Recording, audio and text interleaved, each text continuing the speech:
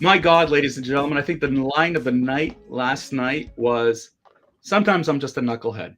I mean, could you imagine the vice president of the United States calling himself a knucklehead in that way? I'm just a knucklehead. I misspoke. Blah blah blah blah. Anyways, ladies and gentlemen, if you didn't catch last night's VP debate, you missed an actually a very interesting and exciting and entertaining and informative debate. Today, we're going to do a little bit of a different approach than our usual, letting one person rant for a long time and then the other person counterpoint. We're going to do just like the VP debate here, is we're going to give each ourselves 2 minutes to respond to whatever the question the other person poses there. But in general, folks, welcome back to our rant network, the podcast hosted by that guy to my right, Stuart Brisgell. I am David Solomon. We just bring you this unedited, unfiltered, and uncensored conversation every Monday, Wednesday, Friday, noon Eastern, on a whole bunch of topics. And today we're going to focus on the U.S. election. Although we normally would have focused on Israel and Lebanon and Iran and whatever, and that will be a podcast which we will dedicate for this Friday. We'll explain it a little bit. But generally, this is all about the opinions, the thoughts, and experiences, and what we believe from a variety of perspectives. We're not a media house. This is our opinion. Although, unlike CBS, we fact check properly. So we'll dive in today to this whole conversation here about the VP debate, folks. So sit back, enjoy this, and we can't wait for your exchanges. So, Stuart, I'm going to ask you the question. I'm going to give you 2 minutes. Overall, evaluate how you found the performance, the difference between JD Vance and Tim Walz. You got Let me begin by waving a Kamala Harris wand and open up or close the border. Listen, how do I summarize last night? I'm going to tell you that going into this VP debate, I wasn't really aware on how JD Vance was going to perform. He is a younger, more piss and vinegar type politician, very well educated, served our country, has an extremely multicultural background with his family, and he's a devout Christian, which isn't a bad thing either. But what I'm going to tell you is what he did yesterday hasn't been done since a Kennedy era type shellacking and a Reagan-esque shellacking. Why am I bringing up these two guys? Because in the debates and in the speeches, these men managed to find opportunity to connect with the American people in ways that haven't been seen in almost 16 to 20 years. And for that, I give the win to JD Vance. I believe he ushered in a brilliant corporate litigator concept that really needed to be seen on the world stage versus I lied about China, I lied about being a coach, I lied about my military record. Heck, I might as well lie about every single thing on my resume. And CBS, almost got away with trying to make up the rules because they saw their precious candidate getting shellacked. David? All right, well, Stuart, that was really good. Almost 2 full minutes there. Look, my point of last night was I thought that JD did a great job. And despite what the CNN commentators and all the rest of them said afterwards, JD is not a slick oil salesman. He's not he's not one of those guys. I mean, you could hear it. You hear the passion, you hear the compassion, you hear whatever. He was well composed. Tim Walz yesterday was rattled, especially at the beginning. They caught him on a lie. CBS, of course, did not challenge him. What a shock. You found he wasn't comfortable. Those were you could see where his zone of comfort was. The zone of comfort was on the stuff that's great in Minnesota. Abortion, great. He was talking about other things, but his facial reactions, it was actually a flip-flop. It was actually very interesting because I found that Donald Trump in the first debate was very emotional. Tim Walz took the bait last night on more than one occasion. And JD Vance actually gave him a lot of outs, which was really surprising. I did not expect that, but certainly, Stuart, I was beyond impressed with JD Vance's composure, his knowledge. I found his information and the way he presented it very, very good. Now, listen, they're going to comment about, of course, his non-answers, right? that he did not answer that about January 6th and the election rejection, that he did not answer on certain things. But you know what, folks? Tim Walz didn't answer. Tim Walz did not answer about about anything to do with Kamala Harris and being in power currently and what she could have done. Tim Walz avoided also answering the question of would the United States, retaliation with Iran. So yes, you can criticize both on certain things, but last night I found Tim Walz rattled, though he's a much more seasoned politician and veteran.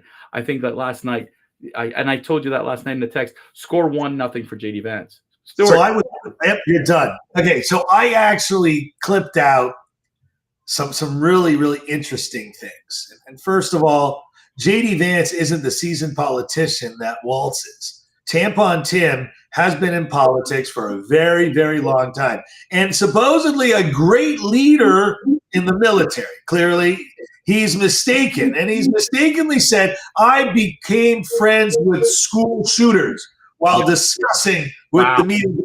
I saw JD Vance's eyes popped out of his head. Another one. He didn't struggle to explain his past false claims, a.k.a. knucklehead Tim Walz.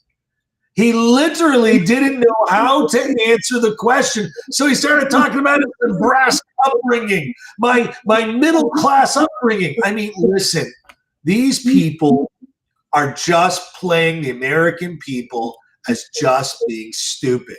And if we're not smart, these really stupid people are going to be the leaders of the free world. I find that more frightening. What was disappointing to a certain extent was JD didn't just say Trump lost because it was rigged. Well, no, because you're not going to get that one. You're not, and the problem is that's not the answer. The answer, and because if you say that, you look like a conspiracy lunatic and whatever. I think the problem was this. I find it absolutely fascinating and I think JD Vance tried to deflect it, and this is where I thought he did okay. Was we keep talking about January 6th, we keep talking about election, but what did he say last night? What did Hillary do? Hillary's still crying since 2017 that she lost an election. 2016. 2016, since even after the handoff.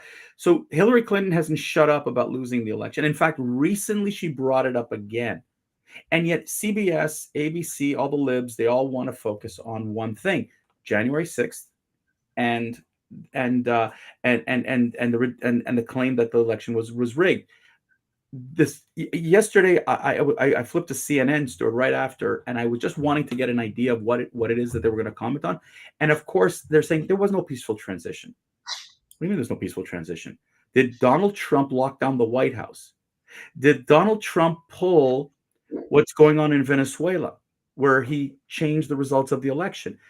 The notion, the threat to democracy that JD Vance brought up yesterday I thought was palpable, and both CBS and ABC and all the rest are refusing to acknowledge that the Biden administration, along with Kamala Harris, have influenced social media, the search engines, the technology companies to censor what we get as information, especially related to COVID, especially related to other things. And yet that is not the threat to democracy. Okay? When you have politicians in the Democratic Party screaming for death to America, as in Rashida Tlaib, that's not a threat to democracy. And I think that's where JD Vance did not hit the ball out of the park yesterday. I'm sorry. In that case, it could have been better. David, let me just say, if you scan the internet for news-worthy information about the debate, here is the focus that you're going to find. Both candidates maintained a respectful demeanor discussing their policies rather not engaging in personal attacks. Why is that so one-sided? I'll get back to you. Analysts are still debating who had the upper hand, with opinions varying the effectiveness of their argumentative presentation style. Basically, in a nutshell, JD Vance hit a grand slam home run. JD Vance seemed the most presidential candidate in the last 20 years. JD Vance, a superior candidate, not a seasoned politician like Mr. Walz. And Mr. Walz, very contrary, JD Vance totally agreed. Yes, I listened to the media and believed that Donald Trump was. But then I decided to do some digging and investigating. Very much left out of the narrative, forgotten. And you know what? When I watched the post-nup and the post-mortem on not Fox News, all I got to hear was the one thing. J.D. Vance won 89 minutes but lost in the 1 minute when he couldn't say Donald Trump lost. Because what they're trying to do is hold on to the one thing that they think they're right on, which was January 6th. But you know what? They didn't let J.D. Vance go down the road. You lied about your military record. You lied about your resume. You lied about where you've been. Heck, you're Kamala Harris's top pick, and you're just a liar. You know, typically there's similarities between two people when they run for power. And you know what? I definitely see this. You know, Donald Trump needs an anchor to hold him back and down. You know, where his previous vice president, who was a very religious, very moral-driven politician, this one seems to have a little bit more piss and vinegar and not afraid to speak his mind because he loves to speak. Right. So here, let me point something out to you. When you win a debate, you single out the points that the person made in order to show how that person won. What all the pundits tried to do last night was to spin how J.D. Vance lied and misled the country, which means Tim Walz did not influence people's decision. Tim Walz did not convince people that he and Kamala Harris were the right candidates. What they need to do is to deflect. And that's exactly what I heard last night on numerous commentators. Okay. Walz fumbled and bumbled yesterday. You said it. He lied about Tiananmen Square. I misspoke. Don't shoot me. I misspoke. But No, Donald Trump is a liar. I'm not a liar. I just misspoke. Okay. When you said I'm befriended school shooters, I mean, like, guy, listen, you're if this is what you call presidential or vice presidential, you know, and the facial reactions he made yesterday and whatever, because they mocked Donald Trump with this, they couldn't do this to Tim Walz. So what you're seeing right now is the media redirection, the media deflection. The media needs to figure out how to make Tim Walz not look as bad as he did last night. And so when they talked about abortion and he brought up one, and I love when they do that, they bring up one story, 330 million people in the United States, but one story completely represents the entirety of the United States. But in the meantime, okay, constitutional law doesn't mean anything, especially since the fact Tim Walz didn't even know his own constitutional law. Apparently, he didn't understand the American Care Act, like the Obamacare. He didn't understand parts of it. J.D. Vance had to school him on it. Even the moderators, I mean, look, you could tell even the questions yesterday. The questions were all, you know, like, let's start with the easy ones, right? Iran, easy, blah, blah, blah. But then we'll finish up so that everybody remembers all the democratic policies, climate change, this, that. I mean, J.D. Vance answered the questions on climate change so well. I was worried on that one. He did a great job. Instead, what they did in the media was to unspin J.D. Vance so that Walz would look better. I mean, this is how chaotic the Kamala Harris, Tim Walz ticket is. Stuart, here's the question. Why is J.D. Vance going on CNN, MSNBC, ABC, CBS, and doing all these interviews? But Walz and Harris do not forget about going to Fox. They're not going anywhere. They got to go to Oprah. They got to go to stupid things. I mean, you're talking about softball. Walz's performance was considered lackluster. Nothing doesn't thrill me. This is what's actually on MSNBC this morning. It's just like another politician, and not especially an adopted one at that. And again, it continues that Vance is worse than neither candidate and didn't much convince undecided voters. And I think they're wrong. I think that guy got up there and he literally blew out the entire broadcast. I think his demeanor. This is my impression last night of J.D. Vance, and I think that this Brady Bunch style of presentation of this facial reactions is exactly what, I will remember from last night. Okay. That's what I'm going to remember. You know what, David, at this point, we got to wrap it up. I want to wish everyone a wonderful day. Can't wait to hear what we have left to talk about. David? Stuart, let me tell you something. It's an insane thing. And folks, I'm just going to take 2 seconds to make a little bit of shout out. Normally, as I said, we would have talked about what occurred yesterday in Israel, and the attack from Iran was one thing, but the absolutely senseless, gutless terrorist attack in the city of Jaffa yesterday, in which what we're reporting now 7 dead. Stuart, I got to tell you, it's a sickening thing to think of how close,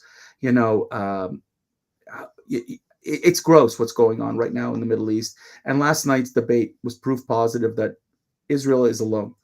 And the reaction from the media and the reaction from people in general is alone. So as we are on the eve of Rosh Hashanah, which is the Jewish New Year, I just want to wish all of our friends and family around the world, especially in Israel, peace as we approach the new year, the Jewish New Year. And we need a year of finally, and I don't mean peace as in let's go make a state. Israelis have suffered for the last year. Jews around the world have been suffering like you can't imagine. Enough is enough. If the world will not stand with her, step aside, let Israel finish the job, and we can finally live in peace. With that, ladies and gentlemen, we look forward. We will not be broadcasting any live, or it will be pre-recorded for Friday, and we will be back live and uncensored again on Monday.